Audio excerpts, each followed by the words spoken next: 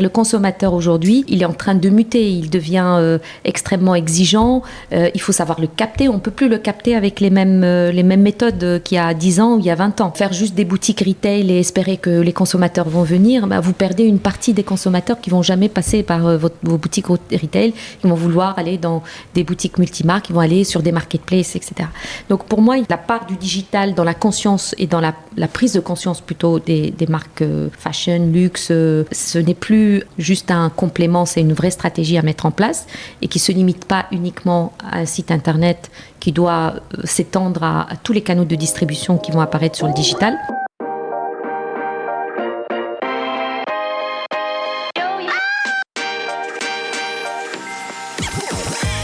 Bonjour et bienvenue parmi les Digital Doers, le podcast qui donne la parole aux décideurs de l'écosystème retail et e-commerce. Depuis 2020, avec mon partenaire, l'événement One-to-One Retail e-commerce qui se tient en mars à Monaco, nous tâchons de vous faire partager les visions et les retours d'expérience des leaders de notre secteur.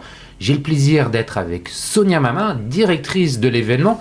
Alors bonjour Sonia, peux-tu nous présenter le One-to-One en quelques mots ? Bonjour Cyril, le One-to-One Retail e-commerce réunit depuis 2011 la communauté des décideurs de l'écosystème à Monaco pendant 3 jours et à huis clos. Le concept est simple, ce sont des rendez-vous business entre prestataires de solutions et les C-level, agrémenté de moments de networking. Effectivement, le one-to-one est réellement un rendez-vous incontournable. C'est également des keynotes et des conférences d'exception. Effectivement, nous avons beaucoup de contenu de grande qualité avec des intervenants triés sur le volet pour aborder des sujets d'actualité, donner de l'inspiration et partager des retours d'expérience. Merci Sonia pour cette rapide présentation. Pour en savoir plus, comment doit-on faire ? C'est ultra simple. Vous allez directement sur le site internet du One-to-One Monaco ou vous suivez notre page LinkedIn pour en savoir plus. Merci Sonia, à très bientôt à Monaco et d'ici là en audio, toujours sans coupure. Bonjour à tous et bienvenue dans ce nouvel épisode. Dans un contexte où le digital transforme profondément le secteur du luxe, les acteurs de cette industrie se retrouvent face à de nouveaux défis. Répondre aux attentes de clients de plus en plus connectés et exigeants, offrir une expérience d'achat personnalisée et exclusive en ligne et préserver l'essence même de leur marque fondée sur l'excellence et la rareté. Les évolutions technologiques permanentes, l'usage des réseaux sociaux et de l'intelligence artificielle ne fait qu'intensifier ces enjeux, rendant la frontière entre luxe traditionnel et expérience digitale plus perméable que jamais. Aujourd'hui, j'ai le plaisir de recevoir une figure emblématique de cette transformation, Dia Eliacoubi Bouriez. Forte d'une carrière marquée par son audace et sa vision stratégique, Dia a repris il y a 4 ans la marque Monnier Paris, reconnue comme la destination numéro 1 pour les accessoires de mode et de luxe pour la génération Z, la fameuse Gen Z, avec des marques de prestige telles que Burberry, Jacquemus ou encore Balenciaga, et une promesse de livraison rapide dans le monde entier. Entrepreneuse engagée, stratège avisée, Dia a su insuffler une dynamique nouvelle à Monnier Paris, repositionnant la marque dans un univers où exigence, personnalisation et service premium sont au cœur de l'expérience client. Son parcours révèle une capacité à anticiper les évolutions du marché et à saisir les opportunités pour propulser les marques qu'elle dirige. Durant cet épisode, nous explorerons d'abord ce parcours inspirant pour mieux comprendre le profil de cette entrepreneuse visionnaire. Ensuite, nous plongerons dans sa vision du marché du luxe en abordant les dynamiques actuelles de l'offre et de la demande, ainsi que les enjeux auxquels sont confrontés les acteurs du secteur. Nous examinerons ensuite la proposition de valeur de Monnier Paris, comment cette marque adresse-t-elle son marché et se distingue-t-elle dans un environnement très concurrentiel. Enfin, nous conclurons sur les aspects relations clients, data, CRM, acquisition et fidélisation pour découvrir comment Monnier Paris cultive une relation durable et privilégiée avec sa clientèle. Mais avant de commencer, Dia, pourrais-tu te présenter en quelques mots ? Merci. Bonjour, je suis Dia Eliacoubi Bouriez. Je suis... T'as fait quoi comme étude ? On va commencer par le début. Je suis ingénieure, voilà. Ingénieur. Donc c'est pour ça que quand souvent on parle du luxe, on oublie l'aspect ingénieur. Je suis ingénieure de formation. J'ai passé ma vie à faire des télécoms, du développement, de l'informatique, Télécom Paris. Télécom Paris. Voilà. Et en sortant de Télécom Paris, évidemment, très rapidement, on se dirige vers des carrières dans les télécoms. Et ça tombait très bien parce que c'était la période de la déréglementation des télécoms en 97. Ouais. Donc c'était un chamboulement comme on a pu le voir avec l'arrivée de l'Internet. Et puis aujourd'hui, on est un peu dans les prémices aussi de cette révolution de l'intelligence artificielle. Donc voilà, ce sont des sensations qu'on a, quand on les a vécues, on les ressent. Voilà, donc c'était au moment où il y a eu cette révolution de l'Internet, la déréglementation des télécoms. Et c'était un moment assez intense parce qu'il a fallu quand même reconstruire le marché des télécoms en Europe. Jusqu'à ce moment-là, c'était relativement sous monopole par les opérateurs historiques. Et très rapidement, il y a eu l'émergence de beaucoup de start-up, mais c'était des gros opérateurs télécoms. Et le marché, après, s'est restructuré. Donc, c'était assez fascinant parce qu'il fallait construire des réseaux, il fallait construire des applications, il fallait construire des métiers, il fallait construire des solutions pour les clients, éduquer les clients. Et tu voilà, l'as fait je l'ai fait au tout départ. Je l'ai fait d'abord dans une grande maison qui était Bulle. Donc j'ai appris à coder, j'ai appris en tout cas à mener des projets avec beaucoup d'enjeux. Comme par exemple, j'avais participé à la solution ou à l'application qui gérait les pages jaunes pour France Télécom. Donc c'était un très très beau projet, ou la facturation de France Télécom. Et puis après, j'ai rejoint CGTEL, qui était une start-up avec quelques dizaines de personnes quand je les avais rejoints. Et quand je les ai quittés, on était plusieurs milliers. Donc pour dire en l'espace de 2 ans comment une société a pu basculer de quelques dizaines de salariés à plusieurs milliers. Et c'est au sein de CGTEL, qui est après devenu SFR et aujourd'hui Altis, il y a eu toute cette effervescence de cette créativité, de ces nouveaux métiers. Et c'était très formateur. Et en même temps, je construisais des réseaux, je construisais des offres et je voyais arriver l'Internet gratuit. Bien sûr, les premiers service providers arrivaient à ce moment-là.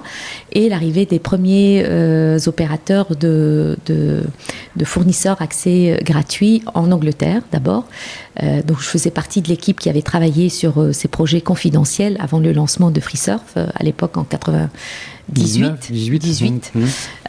Et c'est là où a émergé la première idée de monter le premier opérateur d'Internet gratuit en France.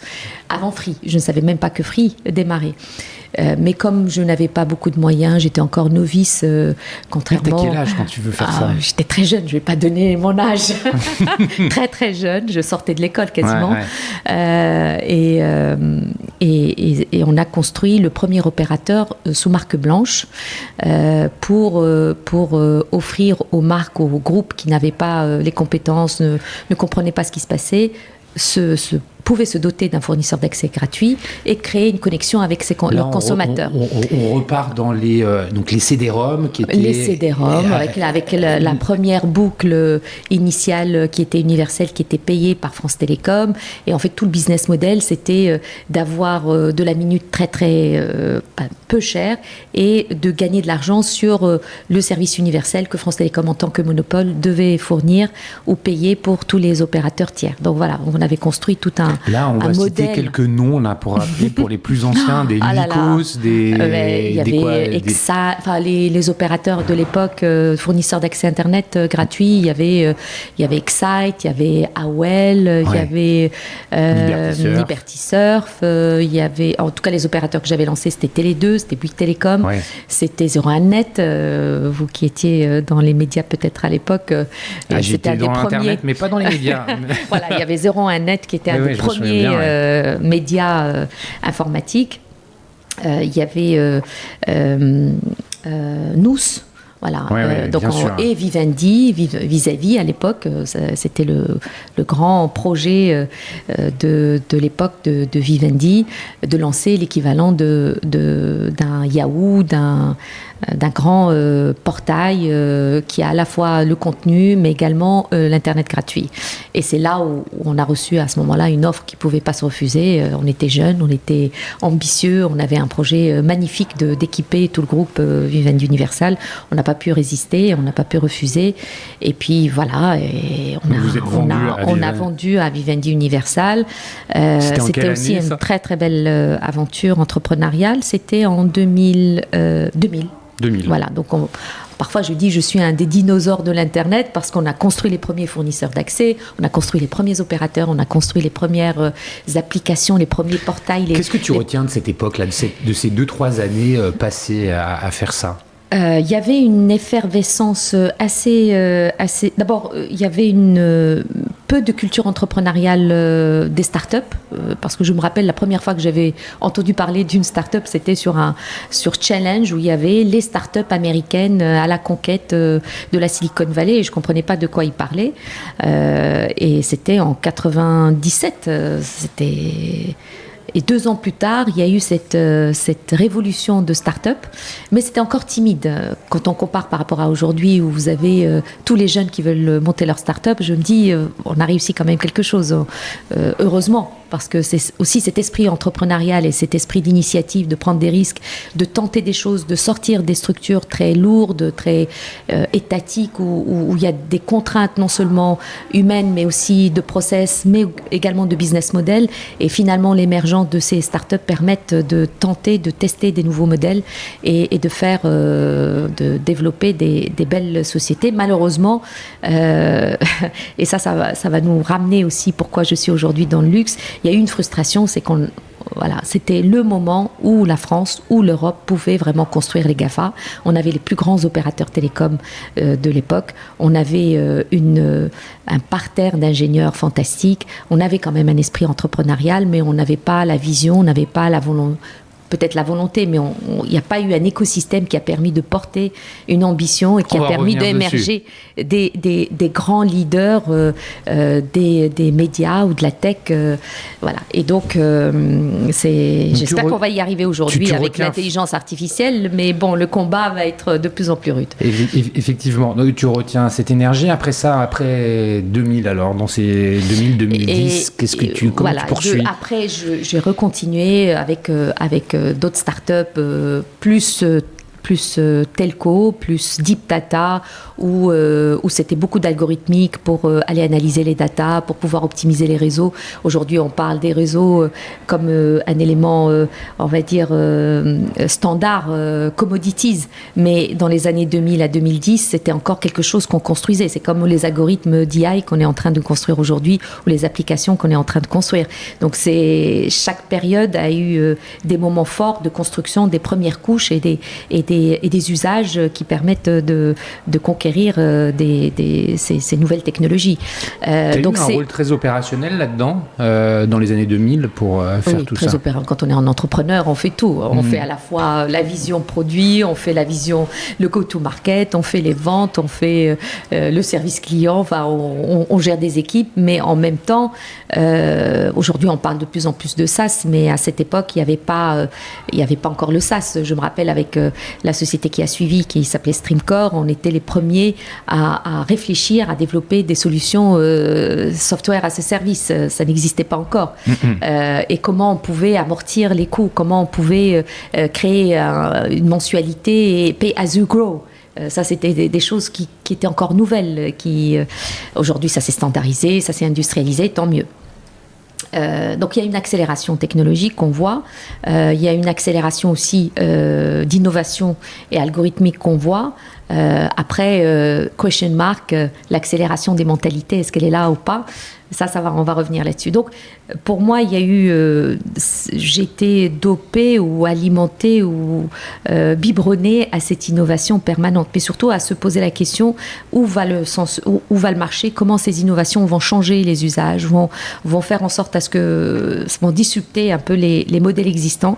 Et on voit qu'aujourd'hui, tous les modèles ont été disruptés et vont de plus en plus être disruptés, voire changer ou remplacer. Et encore, on est à l'aube de la révolution AI qui arrive.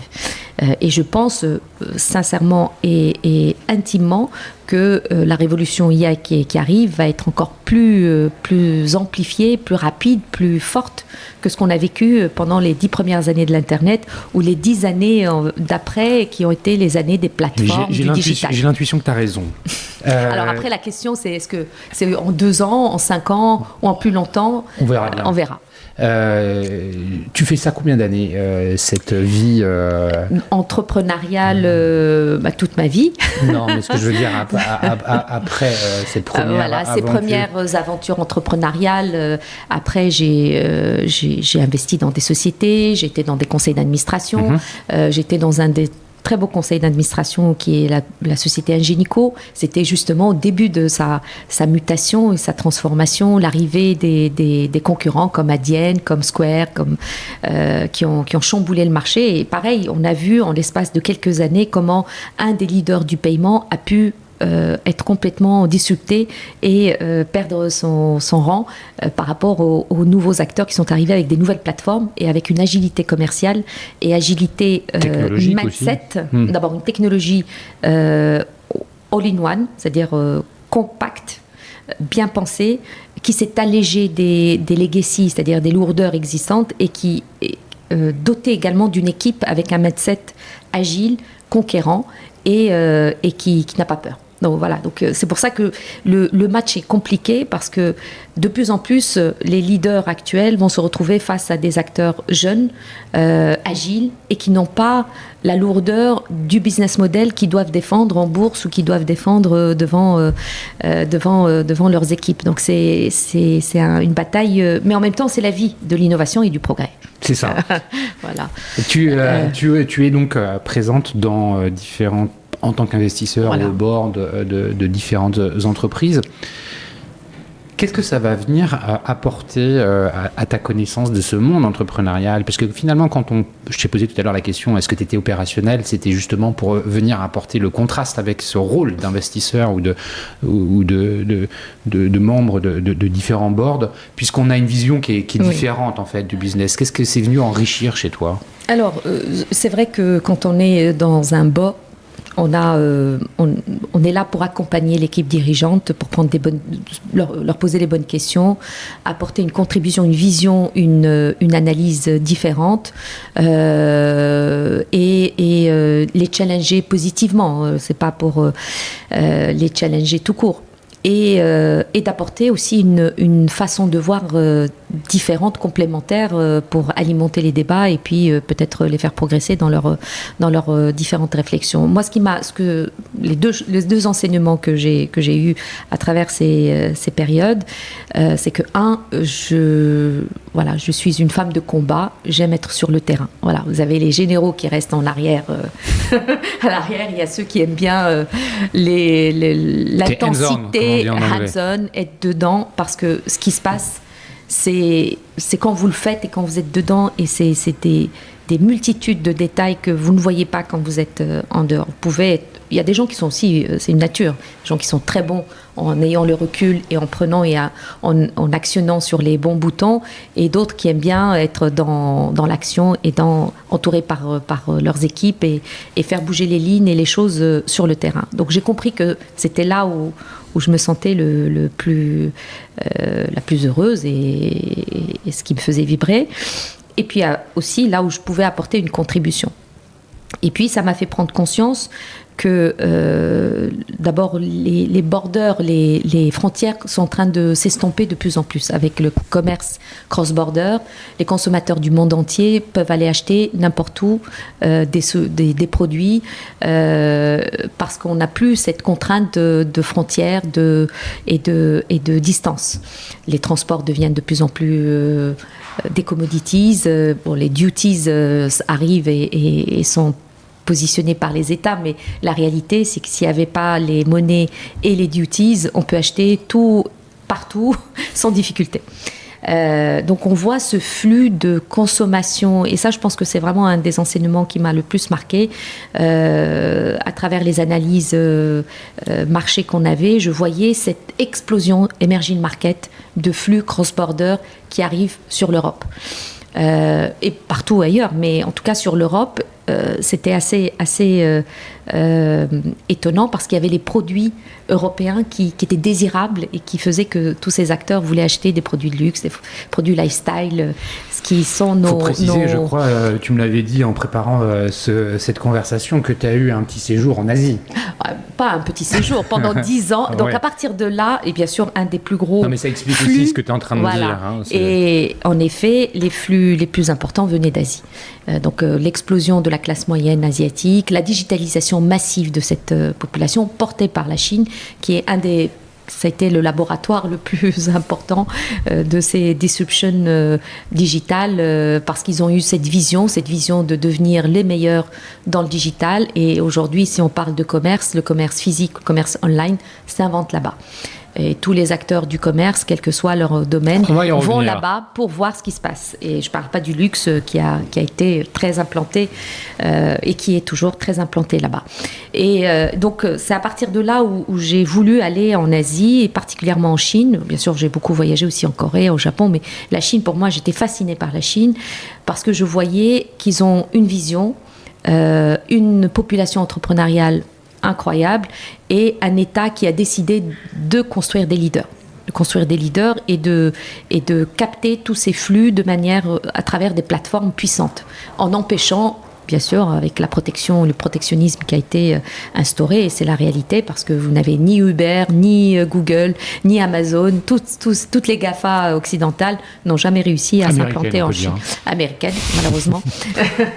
Voilà. Mais par contre, là où ce qui était très intéressant, c'est que ce qui faisait la force des Européens, c'était quand même leur lifestyle, les produits de luxe, les voitures allemandes, voilà. Donc ils étaient fascinés par les produits européens, mais fascinés par la technologie et dans la compétition avec les technologies américaines.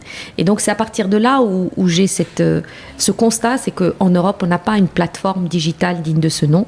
Et le produit qui est le plus désirable que les Asiatiques et les pays émergents de manière générale désiraient, ce sont les produits de luxe. Pourquoi on n'a pas aujourd'hui un acteur du luxe digne de ce nom en France, sachant que les leaders les leaders du luxe sont français?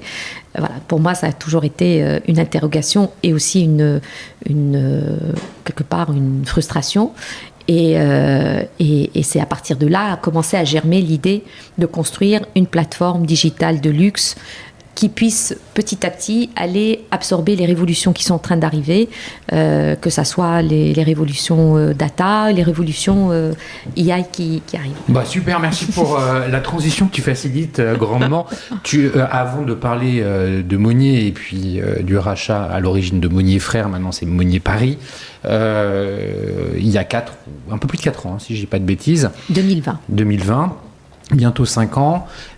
Tu rentres d'Asie au moment où tu rachètes Monnier, ou c'est à quelle période que tu rentres d'Asie? Alors, en Asie, j'ai déjà développé plusieurs petites startups pour tester un certain nombre de parcours clients, que ce soit le live shopping, que ce soit le social selling, du trading. On a vraiment développé plusieurs initiatives, quelques-unes qui n'ont pas bien marché, d'autres qui ont très bien marché.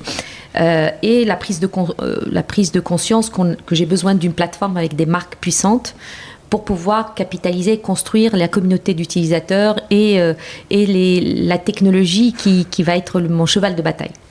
Et c'est à partir de ce moment-là que je arrive sur la table le dossier Monnier Paris, Monnier Frères à l'époque, qui est une très belle société qui était un peu figée dans un business model qui est en train de devenir vieillissant, le retail, e-retail. C'est quoi la photo de famille Monnier il y a 5 ans, là, en 2020 C'était d'abord une plateforme vieillissante qui a été construite au début des années 2010 avec des technologies qui n'étaient pas aussi matures que ce qu'on a aujourd'hui.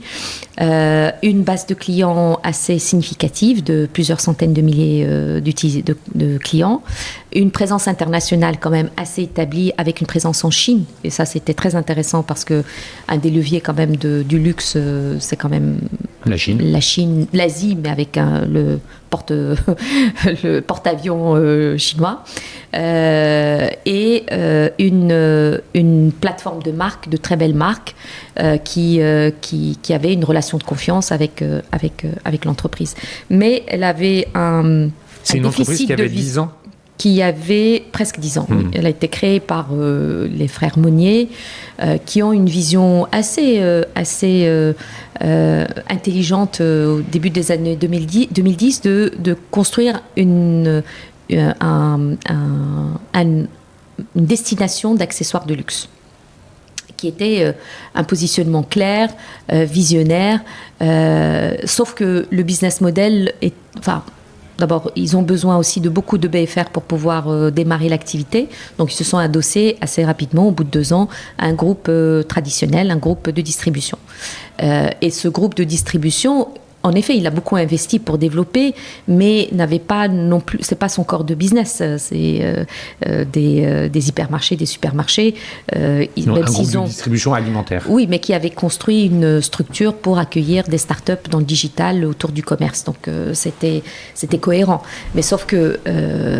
pour développer un business model ou faire grandir une société de ce type-là, je pense que l'esprit entrepreneurial est très important. Parce que dans cet esprit entrepreneurial, on a besoin aussi parfois de changer de fusil d'épaule, de prendre des risques. Or, quand on est adossé à un groupe, c'est plus difficile d'évoluer de cette façon, parce qu'on est salarié, collaborateur d'un grand groupe, dépendant d'une structure. On peut pas faire ce qu'on veut, c'est normal. Oui, c'est normal.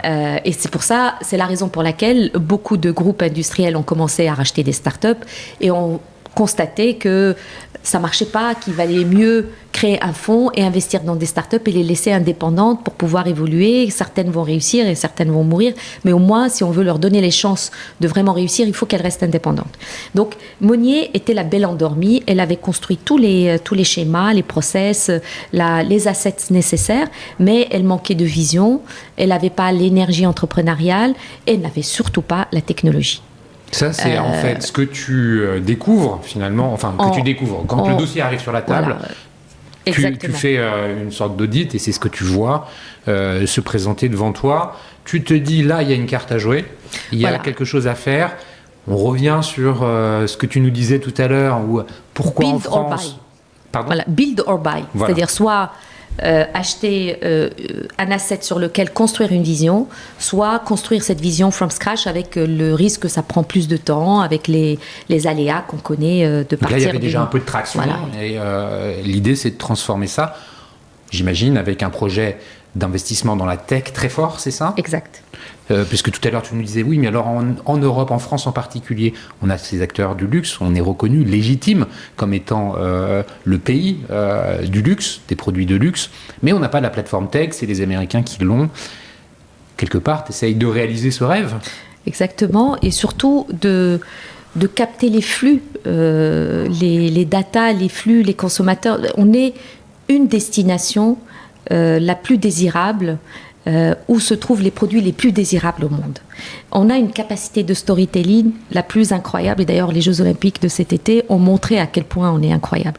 Donc il y a quand même une réalité. Alors après on peut me dire tu es chauvine, non, alors, attends, je vais aller dans ton sens, parce que s'il y a bien une chose dont on peut être fier, et voilà, c'est la façon avec laquelle les JO se sont passés l'été dernier. On est réellement fantastique en termes de storytelling, capacité de construire des produits qui sont beaux, qui sont désirables, qui véhiculent une histoire, un savoir-faire, une émotion. Après, et là ça va peut-être nous faire venir commencer à montrer quelques signes des sujets qu'on va aborder plus tard, mais on rentre dans un monde de l'hyper-interactivité.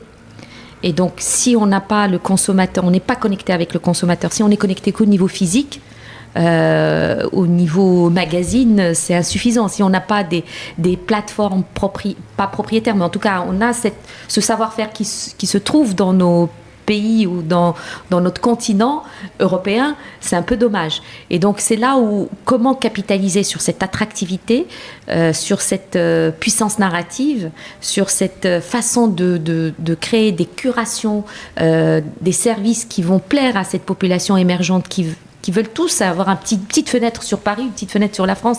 Parce que mes clientes coréennes, elles peuvent acheter le même produit, Le Maire par exemple, en Corée, mais elles préfèrent l'acheter dans la boutique Monet Paris, à Paris, parce que c'est un petit bout de France, c'est un petit bout de voyage. Et il suffit que vous ayez un joli packaging qui va bien avec tout qui est écrit en français. Voilà. Et là, vous avez quelque chose qui va lui plaire, parce que ça va lui apporter plus d'émotion que d'acheter le joli produit. Tu viens d'employer un mot hyper important, surtout dans le luxe. Le côté émotion, puisque c'est là-dessus, c'est que les marques travaillent, c'est toute l'émotion que procure l'obtention d'un produit de luxe. Tu rentres déjà dans finalement les enjeux de Monnier. Avant qu'on y aille plus en détail, est-ce que tu peux nous partager un peu la vision que tu as du marché? Alors on ne va pas le réduire en marché français, puisqu'il y a une dimension globale. Dans le luxe, tu l'as évoqué déjà dans un premier temps avec la Chine. Bref, globalement, comment tu vois s'organiser l'offre, la demande par zone, parce que finalement on travaille beaucoup par zone, l'Europe, l'Amérique, l'Asie, globalement, sur les produits de luxe. Comment tu vois les choses évoluer? Si je te pose la question, c'est non seulement parce que je suis intéressé par avoir ta réponse, on est aussi fin 2024 dans un moment où on voit les acteurs historiques du luxe plus à la peine en termes de croissance, c'est-à-dire les croissances à 2 chiffres ne semblent plus être tout à fait là. On voit même Kering qui tire la langue. Toute proportion gardée, on s'entend. Je lisais encore ce matin un article qui expliquait qu'en Chine, même LVMH retardait l'ouverture d'un énorme flagship parce que le marché est plus tout à fait le même, que les autorités chinoises luttent contre la corruption et tous les signes extérieurs de richesse sembleraient être potentiellement quelque chose qui peut dire qu'il y a de la corruption ou pas. Donc, il y a des choses qui changent.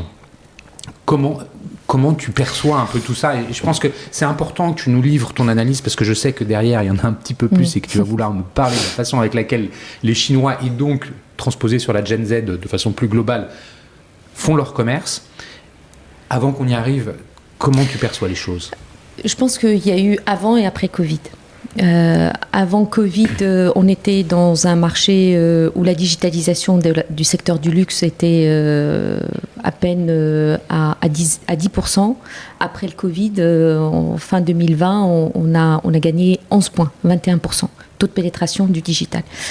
Donc il y a plusieurs mouvements de fond qu'on observe depuis un moment, mais qui sont apparus au grand jour avec l'arrivée du Covid. D'abord, la mutation générationnelle. On arrive dans une génération, la Gen Z, la génération Y, c'est-à-dire c'est les entre 15 et 25 ans et entre 25 et 40, sachant que nous, on est la génération X, on consommait différemment, on est arrivé avec le début de l'Internet, donc même si on est pour certains, on est pas mal digitalisé, mais ça n'a rien à voir avec la nouvelle génération. Donc, 70% des consommateurs du luxe, dans les années à venir, vont être Gen Z, Millenniums. De l'autre côté, vous avez également la prise de conscience que le digital ne peut plus être juste un petit site internet dans un coin. C'est une vraie stratégie. Oui, c'est une expérience qui fait... ça fait partie de l'expérience globale d'achat. Oui. Complète, mais on ne peut pas tout mettre sur le mettre tous ses efforts sur le site internet. C'est-à-dire le consommateur aujourd'hui, il est en train de muter, il devient extrêmement exigeant. Il faut savoir le capter. On ne peut plus le capter avec les mêmes méthodes qu'il y a 10 ans ou il y a 20 ans. Faire juste des boutiques retail et espérer que les consommateurs vont venir, vous perdez une partie des consommateurs qui ne vont jamais passer par vos boutiques retail, qui vont vouloir aller dans des boutiques multimarques, qui vont aller sur des marketplaces, etc. Donc pour moi, il y a cette, la part du digital dans la conscience et dans la prise de conscience plutôt des marques fashion, luxe, de manière générale, ce n'est plus juste un complément, c'est une vraie stratégie à mettre en place et qui ne se limite pas uniquement à un site internet qui doit s'étendre à tous les canaux de distribution qui vont apparaître sur le digital. Après, on parlera peut-être du NFT ou du métaverse, mais la gamification, ça, c'est des sujets qui vont apparaître dans quelques années. Ça s'est mis un peu en stand-by en ce moment, mais c'est pareil, c'est un mouvement latent qui va réapparaître quand les temps seront meilleurs. Et puis, on arrive aussi aujourd'hui à ce cumul de data qui va permettre de définir quelles sont les stratégies d'acquisition. Comment vous allez acquérir votre client, le rendre plus loyal, et avec cette matière première, comment vous allez pouvoir opérer pour pouvoir aller acheter le client le moins cher et le rendre fidèle le plus longtemps possible. Ce que tu es en train de dire, c'est que finalement, cette réalité qui existe dans d'autres secteurs d'activité, le luxe s'en est emparé et le travaille à sa sauce. Oui, sauf que pour le moment, le luxe reste encore, enfin le luxe fashion, etc., reste une industrie qui est encore conservatrice. C'est-à-dire que ce qui a fait sa force pendant des décennies, d'être conservatrice, de prendre son temps. Je me demande aujourd'hui, je n'ai pas la réponse et je ne peux pas dire que je suis encore novice dans ce secteur depuis 5 ans, 7 ans, mais j'ai un regard différent et j'ai un regard qui est pur digital. Mais je vois on est face à des consommateurs qui ne consomment plus comme leurs parents, qui ne consomment plus comme leurs grands-parents et qui ont besoin de cette interaction, qui ont besoin de cette narration qui va être différente. Il ne suffit pas aujourd'hui de faire un papier glacé avec des photos et attendre que le consommateur Gen Z va tomber à la renverse et cliquer et venir jusqu'à votre site pour pouvoir. Il y aura de plus en plus de zones de chaland qui sont en train de se construire. D'ailleurs, on voit bien l'explosion des marketplaces. Alors, il y a un autre sujet, certaines qui ont été trop imprudentes. Il y a plein de sujets. Quand tu évoques ça, il y a plein de questions qui me viennent en tête. D'abord, est-ce que la Gen Z, c'est la même dans tous les pays ? Est-ce que, je veux dire par là, les habitudes de consommation, et c'est un dénominateur commun à cette génération-là ? En posant la question, j'imagine que ce n'est pas tout à fait le cas. Je pense que les jeunes Chinois ne consomment pas de la même façon que les jeunes Européens. Si ? Presque. Okay.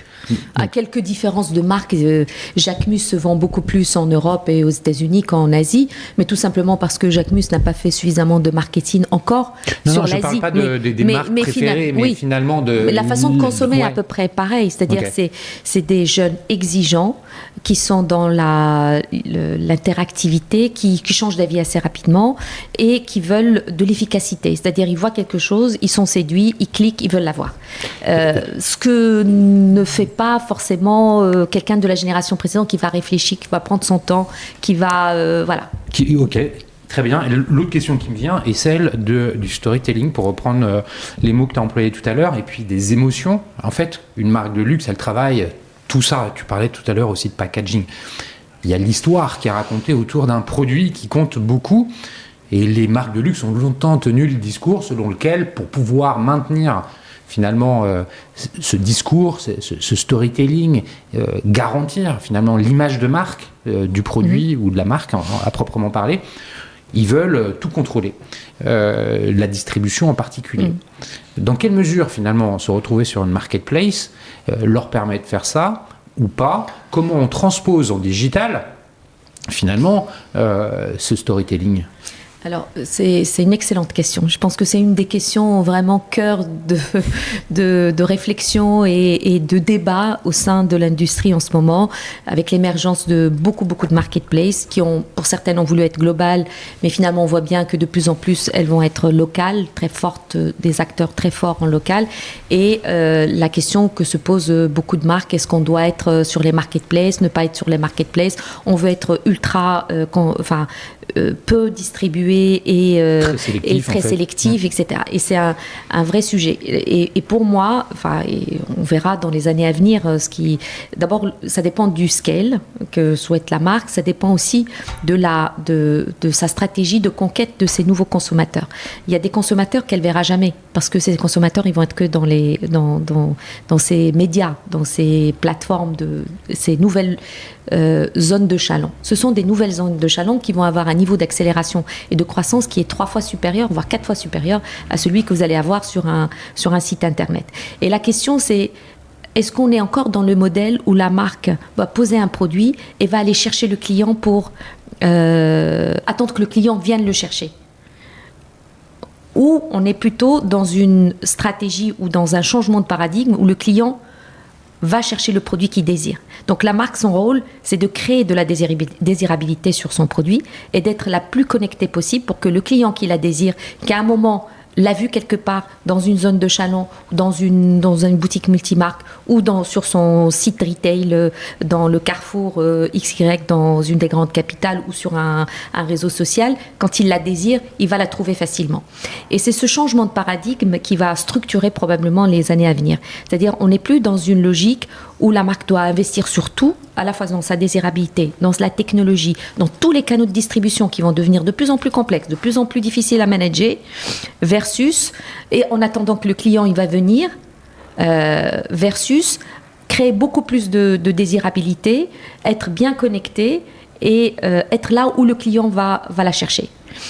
Et moi, ma conviction profonde, c'est qu'on est plutôt dans cette deuxième solution. Et dans cette deuxième solution, comment on maintient finalement le storytelling? Parce qu'il ne faut pas dénaturer finalement cette désirabilité. Mais le storytelling, c'est-à-dire quand vous êtes une marque et vous avez 1 million à investir, est-ce que c'est mieux de l'investir sur votre marque, dans votre storytelling que vous allez pusher sur des influenceurs, sur les réseaux sociaux, sur votre site, sur les différents canaux, en termes de présence et d'awareness dans certaines marketplaces, ou est-ce que vous allez l'investir à construire des plateformes techniques très très compliquées et investir dans le maintien et dans des équipes très lourdes pour pouvoir maintenir ces canaux de digitalisation? Parce que pour moi, la certitude, c'est que la marque va perdre les clients si elle pense qu'ils vont venir tous sur son site internet pour l'acheter.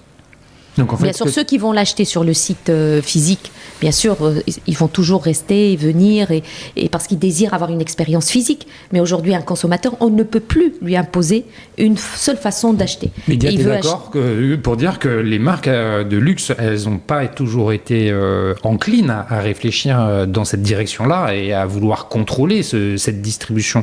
Se dire qu'on va passer par des acteurs tiers pour pouvoir toucher. Tu parlais de zone de chalandise, enfin de carrefour d'audience aussi.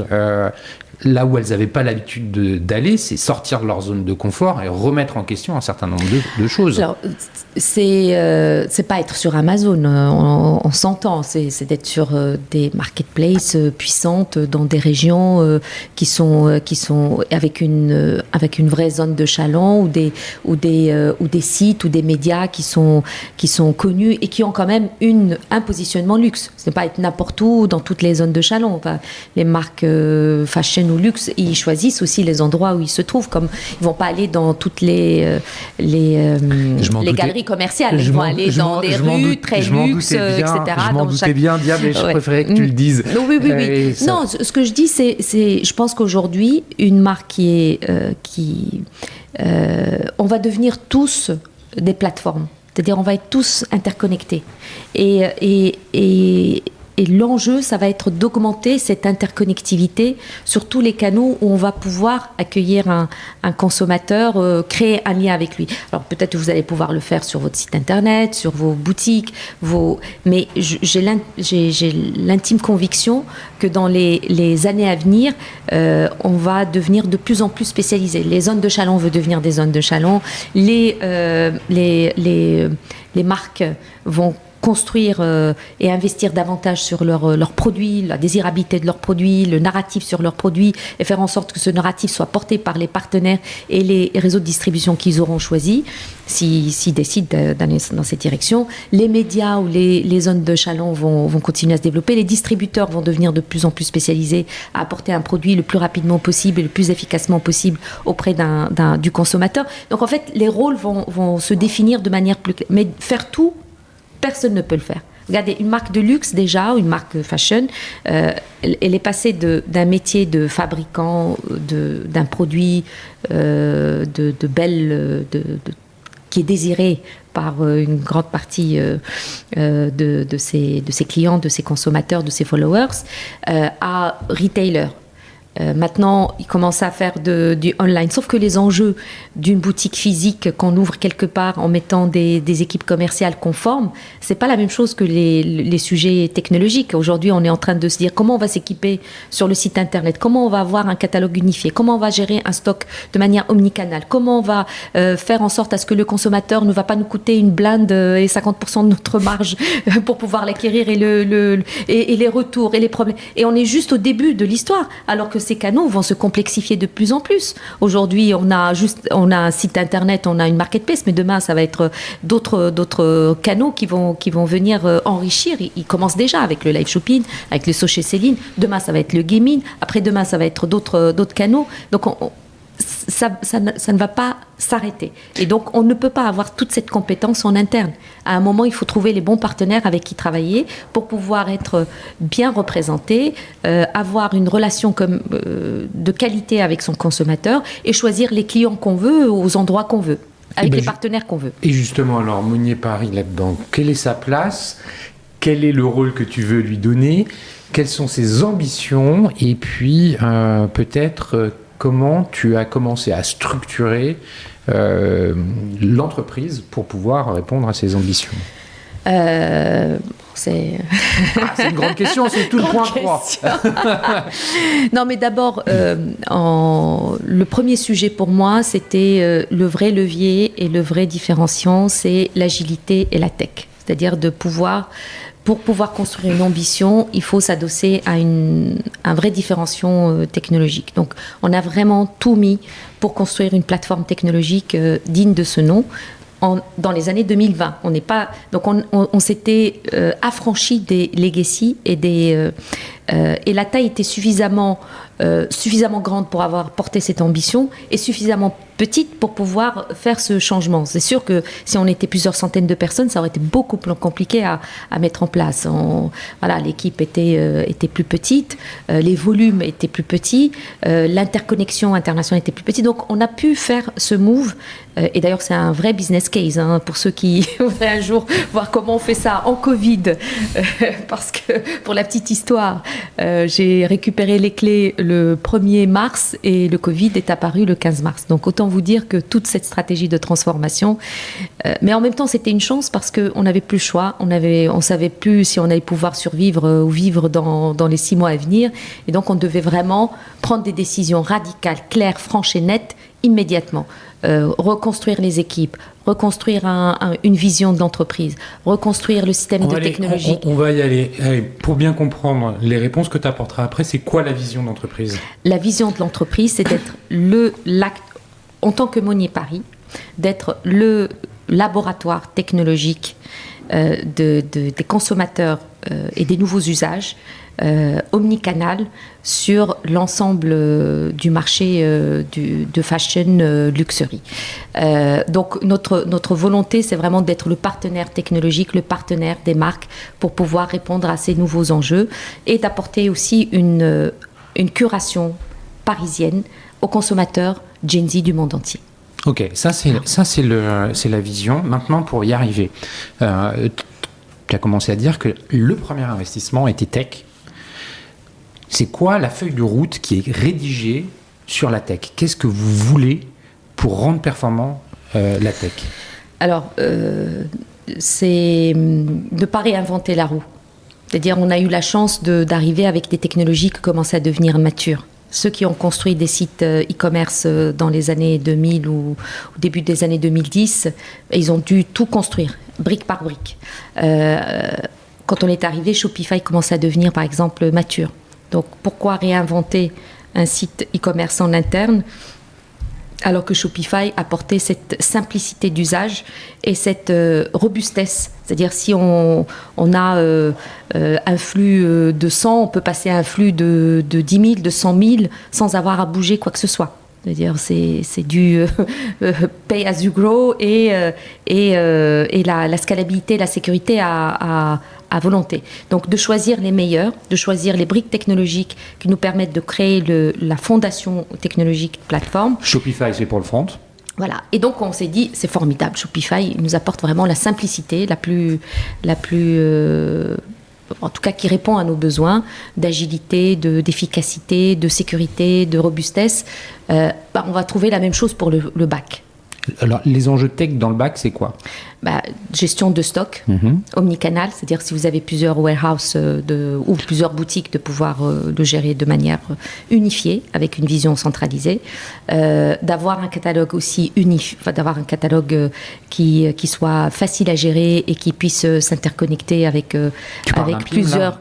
Un PIM, voilà, un Product Information Management System. Pareil, des orders qui puissent venir de différents canaux et qui soient traités de la même façon. Une interconnectivité avec les différents...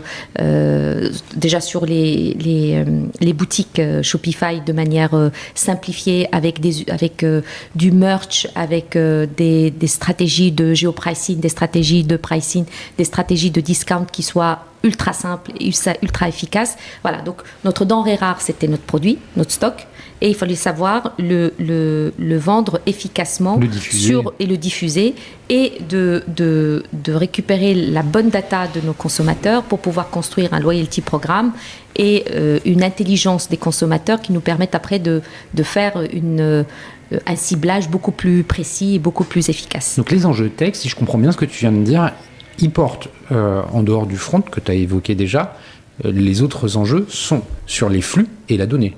Exactement. Et l'interconnectivité. D'être vraiment totalement omnicanal, que ça soit en back, c'est-à-dire au niveau du stock, que ça soit au niveau des canaux de vente. Aujourd'hui, on a 3 canaux de vente. Demain, on en aura peut-être 5. Après-demain, on en aura 15. Il faut que ça soit complètement unifié. Et cette stratégie va d'avoir aussi les opérations en temps réel, de savoir qu'est-ce qu'on a vendu, à quel endroit, pour quel type de client, avec quelle marge, était majeure. Parce qu'on voit bien que les duties changent d'un pays à l'autre, les retours changent d'un pays à l'autre, d'un produit à l'autre. Et comme on est un distributeur, on n'est pas une marque, on n'a pas 80% de marge. On a très peu de marge. Donc chaque point de marge compte. Donc on était obligé d'être extrêmement efficace dans chaque chaîne, chaque maillon de la chaîne. Donc là, tu veux dire que tu as eu un intérêt particulier pour la dimension contrôle de gestion ? Surtout, j'étais très... je regardais ma marge matin, midi et soir, et nos ventes matin, midi et soir. Et aujourd'hui, quand je discute avec quelques-uns de nos partenaires marques, je leur dis comment vous gérez vos datas, les informations de vos ventes. Si on les a tous les 15 jours, ça serait vraiment formidable. Mais surtout s'ils sont bien corrélés. Ils ne sont pas erronés entre le site internet, la compta et les autres collectes des infos sur les différents autres canaux de vente qui sont des marketplaces. J'ai dit, comment vous ne gérez pas ça dans le temps réel ? Vous n'avez pas les informations en temps réel ? Vous ne prenez pas vos stratégies de vente en temps réel ? Non, on ne peut pas. On n'a pas les outils pour pouvoir le faire. Et donc nous, quand on est arrivé, pareil, on s'est dit, c'est pas possible qu'il n'existe pas un Shopify du back-office. Et donc, on va le construire. Pour nous, mais pas que pour nous, pour l'industrie. Ça veut dire qu'aujourd'hui, quelque part, sur ton étagère, tu as une techno qui est utilisable. Voilà, qu'on a spin-offé depuis un an, qui s'appelle Gaia Suite, et qui est le Shopify du back-office. Voilà, et qui a une volonté d'apporter cette brique simple, omnicanal, et qui permettent vraiment de piloter la stratégie de vente et de ravitaillement des marques, des partenaires, des boutiques. Voilà, ce n'est pas que pour les marques de luxe, ça peut être pour toute marque qui a un stock et qui a des canaux de vente et qui a besoin d'avoir un outil simple qui l'oblige pas à avoir plusieurs personnes qui le pilotent par canal, et dès qu'il y a une personne qui n'est plus là ou qui change toute l'information, c'est perdu, d'avoir cette intelligence qui reste centralisée et d'avoir une vraie vision de la gouvernance de vos stocks, de vos marges, de vos ventes, de vos performances. Donc il est facilement plugable avec les différents WMS et autres ERP qui existent sur le marché. Encore mieux, c'est-à-dire on n'a même pas besoin de se plugger aujourd'hui aux différents outils. On peut se mettre en parallèle par rapport à un Shopify ou par rapport à un autre front, ça peut être Salesforce ou PrestaShop, et on se met en miroir, on récupère le catalogue qui est déjà existant sur Shopify ou sur autres, et on vient alimenter les autres canaux et toutes les dashboards et toutes les décisions et activer les stratégies de vente de manière extrêmement simple, extrêmement efficace. Pour illustrer finalement la proposition de valeur de cet outil, ce Shopify du back-office, qu'est-ce qu'il a permis de réaliser à Monnier Paris ? Si on ne l'avait pas, on serait mort aujourd'hui. Voilà, je pense que la question le résultat le plus probant. Oui, c'est-à-dire, pourquoi vous êtes vivant alors ? Voilà, vous avez vu un peu ce qui se passe sur le marché des plateformes digitales existantes. Elles sont en train d'être complètement déstabilisées pour plusieurs raisons.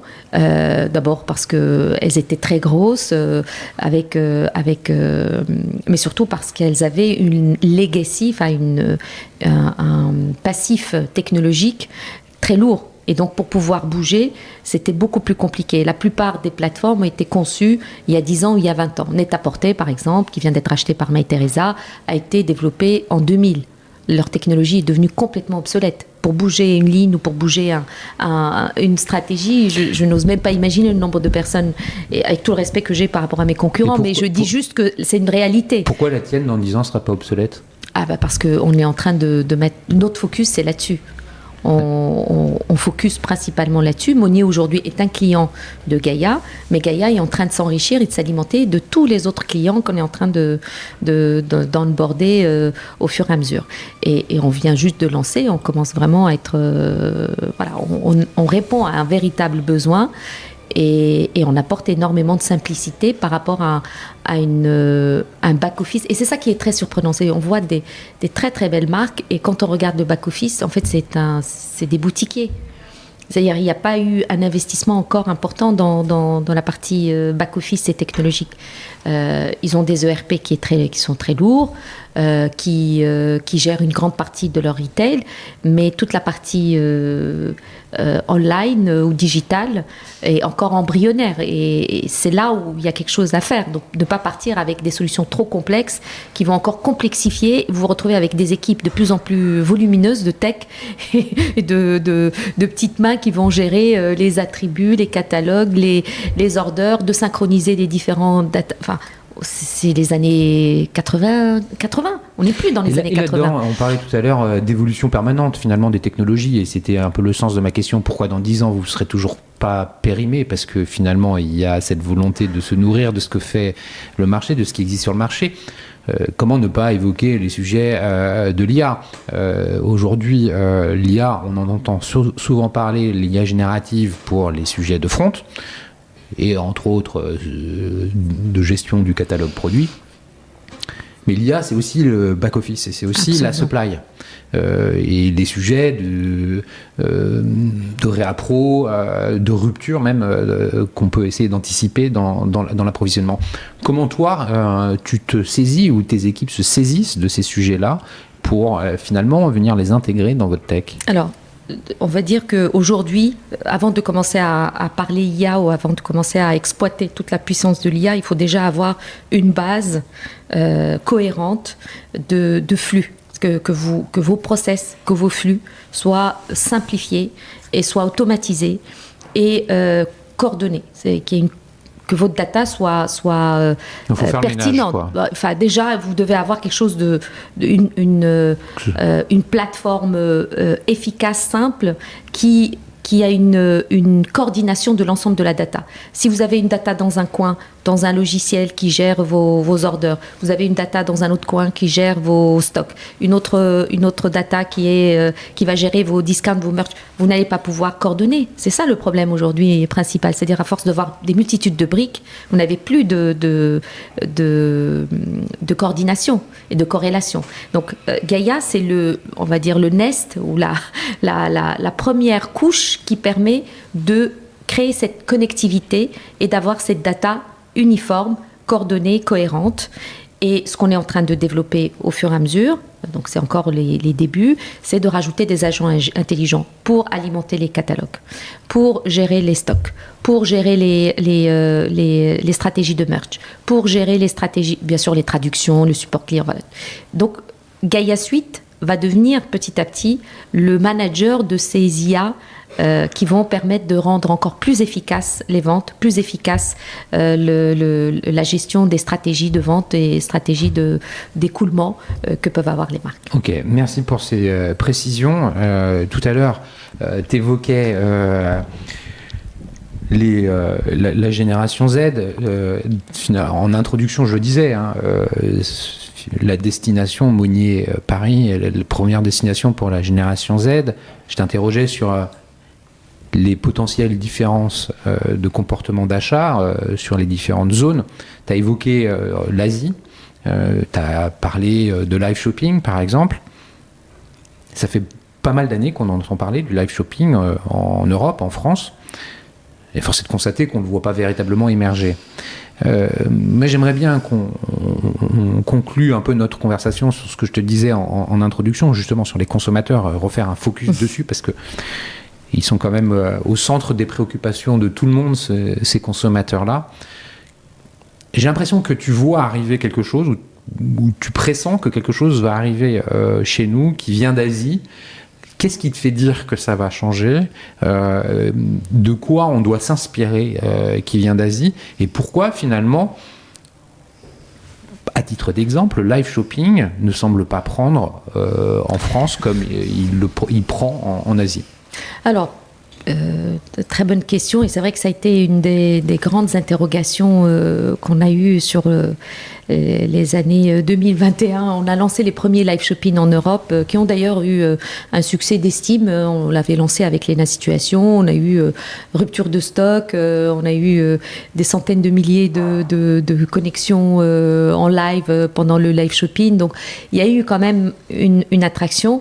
Et pour moi, la raison principale, alors peut-être qu'il y en a d'autres, mais pour moi, la raison principale de la réussite des live shopping en Asie, c'est le côté seamless. On revient encore à ce côté seamless, un peu comme Gaia Suite, c'est-à-dire c'est un back-office seamless. Et là, sans couture, il n'y a pas de problème. Sans couture, pardon. Et pour le live shopping en Asie, si on prend le live shopping de Tmall ou de Douyin, qui est le TikTok chinois, le nom de TikTok en Chine, Douyin, tout est compact.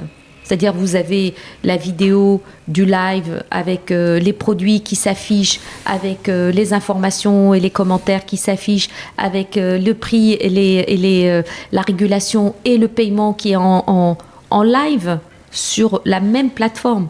Nous, quand on a essayé de le faire en Europe, tout était déconnecté. On n'avait pas les plateformes, l'équivalent des plateformes chinoises. Même les plateformes qui étaient les plus avancées, Instagram et autres, n'avaient pas toutes les briques connectées pour pouvoir le faire efficacement. Alors peut-être maintenant ça va changer. Ils ont annoncé qu'ils allaient faire des progrès et puis après ils sont passés à d'autres priorités. Mais je pense que c'est des choses qui vont arriver. Alors ça va arriver peut-être sous d'autres formes, ça va arriver dans quelques années quand peut-être l'inflation sera derrière nous et que les gens vont retrouver un peu goût aux achats un peu effrénés, mais je ne vois pas pourquoi ça marcherait autant et ça devienne un véritable phénomène de société en Chine et que ça ne le soit pas à minima en Europe. Or aujourd'hui, en Occident, aujourd'hui on ne l'a pas, quasiment pas. Il n'y a pas une histoire de culture ? Peut-être qu'il y a une culture, mais TikTok a bien marché en Occident de la même façon qu'il a marché en Asie. Oui, mais TikTok, typiquement, ne déploie pas ce qu'il déploie en Chine, voilà, par contre, en Europe, exactement. En Occident. Là, typiquement, TikTok a exactement les mêmes sources logicielles, mais il n'a pas activé. Pourquoi ? Est-ce que c'est pour des raisons stratégiques ? Est-ce que parce que des raisons réglementaires ? Je pense que le paiement est très réglementé encore en Europe, en Occident, donc ils ne peuvent pas faire le paiement aussi facilement qu'ils peuvent le faire en Chine. Mais ça montre aussi cette volonté des autorités asiatiques, particulièrement chinoises, de vraiment se faciliter les choses pour pouvoir construire des plateformes très puissantes et qui agrègent tous les flux. Alors après, aujourd'hui, il y a d'autres sujets qui viennent, ils sont en train de réguler ou de changer un peu les choses, mais ils ont donné cette puissance et cette taille critique qui permet aussi d'expérimenter et de tester des nouveaux usages, des nouveaux parcours clients et de créer des vrais liens. Quand vous allez en Chine, vous voyez toutes les mamans, elles sont dans leur cuisine, enfin maman, grand-mère, avec leurs copines en train de faire du shopping ensemble. Du social selling, du social life shopping, et de se regrouper pour pouvoir acheter. Et c'est à la fois du copinage, des discussions, et ils ont quelqu'un qui est en train de leur vendre le produit, et elles se mettent ensemble pour l'acheter ou pour avoir des discounts spécifiques. Alors, peut-être que c'est un peu culturel, mais c'est leur technologie qui leur permet de faire ça. Et tu penses que cette technologie va se démocratiser en Europe et que la Gen Z en Europe va adopter les comportements d'achat de la même façon que celle d'Asie ? Je ne vois pas pourquoi elle ne le fera pas. Alors après, ça prend peut-être plus de temps à évoluer, mais les jeunes aiment les mêmes choses, ils aiment être et surtout, c'est la particularité des Gen Z, ils aiment être en communauté. Ils ont des combats à avoir ensemble, ils aiment partager. On voit comment ils se regroupent dans les réseaux sociaux, dans les petites communautés, dans le gaming, on le voit énormément. Toutes les communautés de gamers, ils aiment bien être ensemble et partager des awards, partager des tips, partager des coupons. Et c'est quelque chose qui est presque fondatrice de la mentalité des jeunes. Donc se regrouper pour faire des achats en commun, vivre des expériences de live qui sont un YouTuber qui fait une opération live avec des ventes en direct, avec c'est leur communauté ou les communautés des gens qui interviennent pour pouvoir acheter. Je vois pas ça choquant. Enfin, ça fait partie pratiquement de leur culture, et il y a juste une étape à franchir. Il y a déjà tous les ingrédients qui sont là. Ils sont juste pas rassemblés. On n'a pas la recette encore. Est-ce que c'est difficile de ne pas en parler parce que ça fait partie des changements de consommation qu'on observe depuis quelques années et qui a été amplifié par le Covid, la seconde main sur les produits de luxe, c'est quelque chose qui fonctionne. Tu parlais de plateforme, par exemple Vestiaire Collective est une plateforme française. On peut dire qu'elle est tech quand même. Oui, bien sûr. Oui. Très belle aventure entrepreneuriale. Est-ce que c'est quelque chose qui est typiquement occidental, ce comportement d'achat ? Est-ce que finalement la seconde main fonctionne aussi en Asie ? Et toi, à côté Monnier, comment tu perçois les choses sur la seconde main ? Le second main marche très très bien en Asie. Enfin, peut-être que ça a changé depuis quelques temps, mais à ma connaissance, Tmall, il a créé sa plateforme de second-hand, et il y a de plus en plus de plateformes de second-hand qui marchent très bien. Après, est-ce que c'est de la même amplification que l'Europe ou l'Amérique ? Ça, je ne saurais pas vous le dire.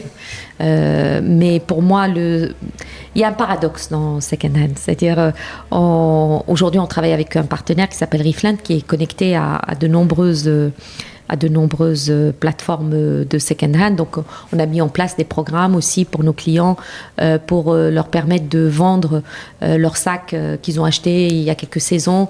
Et en contrepartie, ils ont un bon d'achat plus un petit quelque chose pour pouvoir les initier à remettre dans le circuit. Et on a poussé cette solution. Tous les jeunes, toutes nos communautés trouvaient ça très bien. Mais finalement, ça n'a pas donné le résultat escompté. Alors on se pose la question, peut-être la technologie n'était pas suffisamment fluide, peut-être qu'on n'a pas communiqué suffisamment, peut-être le Words n'était pas suffisant. Mais il y a un paradoxe, je trouve aussi encore, quand ils achètent un produit de luxe, pour le moment, ils préfèrent l'acheter chez nous, mais pas venir remettre un produit. Alors, peut-être qu'on n'a pas le bon service là-dessus, mais à côté, ils vont chez Vestiaire Collective ou ils vont chez d'autres plateformes pour le faire. Ouais, c'est alors, ça. Peut-être que ça s'est segmenté dans leur tête pour pouvoir, et ils trouvent que le Word peut-être n'est pas suffisant, ou ils vont vendre beaucoup plus cher sur Vestiaire Collective. Ok. Mais c'est une réalité. Enfin, c'est quelque chose aujourd'hui qui est devenu et qui n'est pas un effet de mode. Voilà. C'est une réalité. Dernière question concernant finalement tes clients. C'est plutôt des clientes ? 70% des clientes. Alors très curieusement, on parle beaucoup dans l'univers Gen Z de genderless. Et en fait, on n'avait pas encore développé toutes les technologies pour pouvoir vraiment identifier nos consommateurs de manière très précise. Et à un moment, on a été surpris quand on a eu les outils nécessaires de découvrir que 30% de nos clients étaient des hommes. Et on s'est dit, mais peut-être qu'ils achètent pour leur copine ou pour leur maman, ou on ne sait pas. Et en fait, on a découvert que la réalité du genderless, en fait, c'était des consommateurs hommes qui achetaient nos produits qui étaient soit genderless, soit féminins. Okay. Et après, on a ouvert évidemment la partie homme. Donc, on a aujourd'hui 30% de nos clients qui sont hommes qui achètent aussi bien de l'homme que des produits genderless. Derrière cette question, il y a celle de l'acquisition. Comment tu fais ton acquisition et est-ce que tu l'as fait de la même façon sur tous les territoires ? Non, bien sûr que non. Donc on a développé beaucoup d'outils pour s'assurer d'acheter un client au juste prix, pour ne pas dire pas cher, mais au juste prix. Je trouve qu'en plus, ce qui est assez curieux et intéressant, c'est qu'aujourd'hui que beaucoup de marques commencent à prendre conscience de l'importance du digital, dans leur scale, dans leur stratégie, ils vont tous enrichir le même portefeuille qui est Google. Donc, ils vont commencer à acheter de plus en plus le client cher. Et donc, ça fait augmenter évidemment les enchères pour tout le monde. Donc, et pour eux, et pour nous, et pour tout le monde. Donc là, heureusement, on a quelques années d'avance. On a développé des algorithmes, on a développé des techniques pour pouvoir aller trouver le client beaucoup moins cher et le rendre rentable plus efficacement. Et bien sûr, c'est notre secret sauce. On ne va pas la dévoiler. On la garde pour garder une compétitivité. Et évidemment, le client, aujourd'hui, on va dire un retailer, nos clients sont importants, acquérir des clients. Mais si demain, j'ai des clients coréens qui sont moins chers que des clients français, je vais privilégier les clients coréens. On est là aussi pour gagner de l'argent, donc je vais chercher là où je vais gagner le plus de marge. Ce qui paraît logique.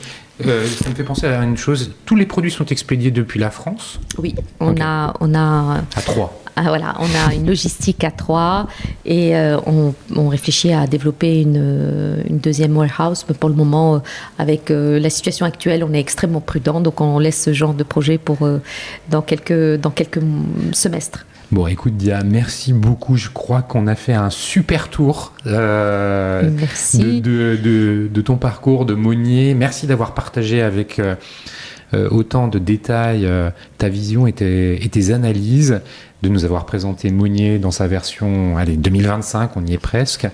Bravo pour tout ça. Merci à tous les auditeurs, chers auditeurs, merci pour votre fidélité. Les messages que vous me faites parvenir me touchent toujours. Vous pouvez bien sûr continuer à le faire pour faire progresser le podcast. Merci au One to One Retail e-commerce de Monaco pour le soutien apporté à cet épisode.